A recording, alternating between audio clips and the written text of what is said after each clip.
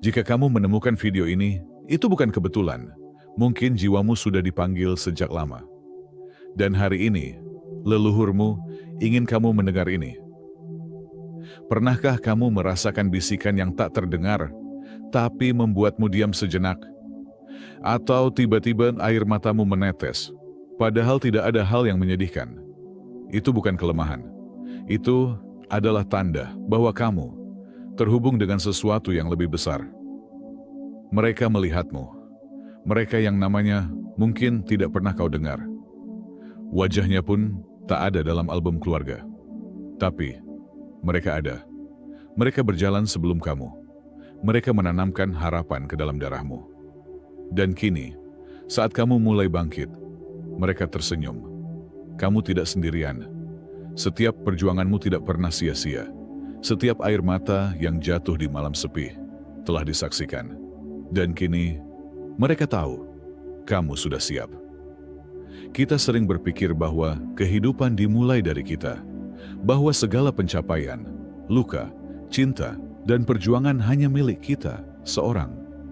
Padahal, hidup kita adalah kelanjutan dari banyak cerita yang belum selesai. Leluhurmu hidup dalam dirimu, bukan hanya dalam gen dan wajah, tapi dalam suara hatimu, dalam ketakutan yang kadang tak kamu pahami, dalam kekuatan yang muncul, entah dari mana saat kamu nyaris menyerah, dalam keberanianmu mencintai lagi, meskipun dulu kamu pernah dikhianati. Ada hal-hal yang tidak kita sadari, tapi diwariskan. Beberapa dari kita lahir membawa rasa tanggung jawab yang berat. Seakan-akan kita diminta untuk memperbaiki sesuatu yang rusak sebelum kita dilahirkan. Tapi justru karena itulah kamu disebut yang terpilih, yang dipercaya untuk mengakhiri siklus luka dan mengubahnya menjadi cahaya. Kamu adalah doa yang terkabul dari seseorang yang hidup jauh sebelum kamu lahir. Dan sekarang, doa itu telah berdiri di bumi ini, yaitu kamu. Maka ketika kamu mulai berubah, ketika kamu memutus pola-pola lama, ketika kamu memilih jalan yang lebih sadar, lebih penuh cinta, leluhurmu tersenyum, karena mereka tahu kamu sedang menebus masa lalu. Mereka dengan cara yang paling agung, menjadi dirimu yang paling utuh. Sebelum kita melanjutkan, bagi kalian yang telah lama bersama, terima kasih dari hati yang terdalam untuk kalian semua yang sudah bergabung dan berlangganan di channel Pandangan Mata. Dukungan kalian adalah alasan mengapa channel ini bisa terus berjalan. Tanpa kalian, channel ini tidak akan berarti apa-apa. Terima kasih juga untuk setiap subscribe, setiap like, dan setiap komentar penuh semangat. Kalian luar biasa. Tinggalkan komentar dengan angka 99. Ini akan mengirimkan sinyal kuat ke semesta, memperkuat pesan yang akan Anda terima, mengajak Anda untuk berfokus pada pelayanan, transformasi diri, dan siap untuk menutup babak lama dalam hidup Anda, untuk membuka jalan bagi pengalaman dan pemahaman spiritual yang lebih dalam. Nomor 1, kamu memutus rantai yang tidak terlihat. Tidak semua warisan datang dalam bentuk harta atau nama keluarga. Beberapa warisan datang dalam bentuk luka yang diam, dan kamu adalah yang terpilih untuk menyembuhkannya. Tidak semua luka meninggalkan bekas yang tampak. Beberapa luka tinggal diam, bersembunyi dalam bisikan hati, dalam pola hidup yang berulang, dalam keputusan-keputusan yang tak kita pahami kenapa kita ambil. Dan seringkali, luka itu bukan milikmu. Kamu mungkin lahir dari keluarga yang keras kepala, mudah marah, atau dingin dalam memberi kasih sayang. Kamu dibesarkan dalam lingkungan yang berkata, hidup memang sulit, jadi jangan banyak mengeluh. Kamu tidak tahu dari mana semua ketakutan dan kegelisahan itu berasal. Tapi kamu merasakannya sejak lama. Itulah trauma turun-temurun, sebuah beban tak kasat mata, yang diwariskan dari satu generasi ke generasi berikutnya. Kemarahan yang tidak pernah disembuhkan, rasa takut yang disimpan rapat-rapat, luka-luka batin yang disangkal agar bisa bertahan hidup. Semua itu mengalir dalam darah keturunan, menyelinap ke dalam pola asuh, kebiasaan, bahkan cara seseorang mencintai atau menghindari cinta. Dan di tengah rantai itu, kamu hadir sebagai pembeda. Bukan karena kamu paling sempurna, tapi karena kamu mulai bertanya, kenapa harus begini terus? Kenapa aku takut dicintai? Kenapa aku mudah marah seperti ayahku? Padahal aku tidak ingin begitu. Pertanyaan-pertanyaan itu adalah cahaya pertama. Dan di saat kamu mulai menyadari bahwa pola-pola ini bukan bagian dari jiwamu yang sejati, di saat itulah leluhurmu mulai mendekat. Karena mereka tahu kamu sedang melakukan sesuatu yang mereka tidak sempat lakukan, menyembuhkan. Kamu bukan hanya hidup untuk dirimu sendiri.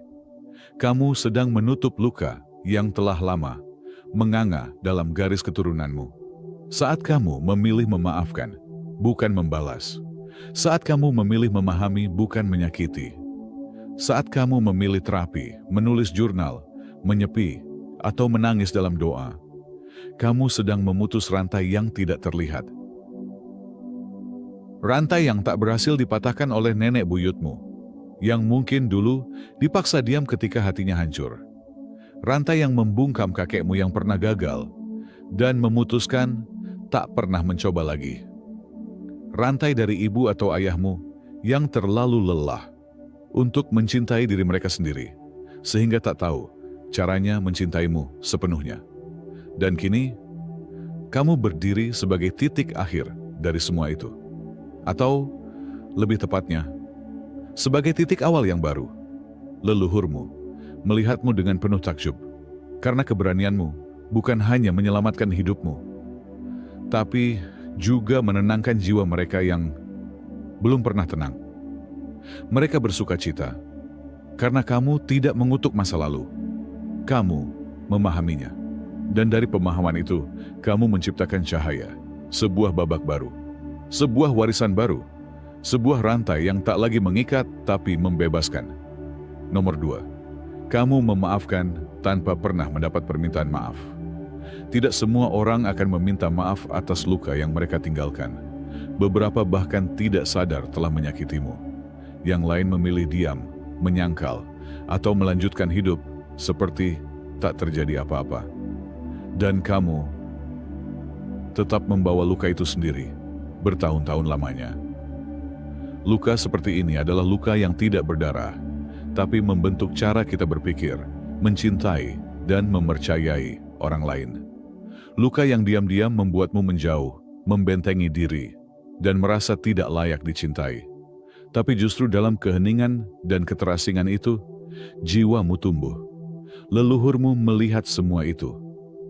Mereka tahu betapa sulitnya memaafkan seseorang yang bahkan tak mengakui kesalahannya. Dan mereka menyaksikan dengan penuh kekaguman ketika kamu memilih melepaskan tanpa harus diberi penjelasan. Karena memaafkan dalam keadaan seperti itu bukan kelemahan.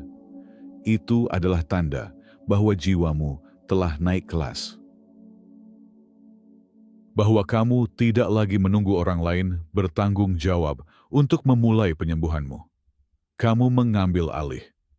Kamu memilih jalan damai, bukan karena kamu kalah, tapi karena kamu tidak mau lagi terikat pada energi gelap dari masa lalu. Dan inilah yang membuat leluhurmu tersenyum. Mereka tahu bahwa di masa mereka hidup, mungkin mereka tidak bisa melakukan hal yang sama. Mungkin mereka masih terperangkap dalam rasa marah, dendam, atau penyesalan. Mungkin mereka tidak punya ruang untuk menyembuhkan, atau bahkan tidak tahu bahwa luka batin bisa disembuhkan. Tapi kamu tahu, dan yang lebih luar biasa, kamu melakukannya. Ketika kamu duduk sendiri dan berkata dalam hati, "Aku melepaskan ini, bukan untuk mereka, tapi untukku." Maka itulah momen suci yang membuka jalan baru dalam garis keturunanmu. Kamu sedang memperbaiki energi keluarga. Kamu sedang mengembalikan cahaya ke jalur yang sudah lama ditutupi bayangan. Dan setiap jiwa yang pernah tersesat dalam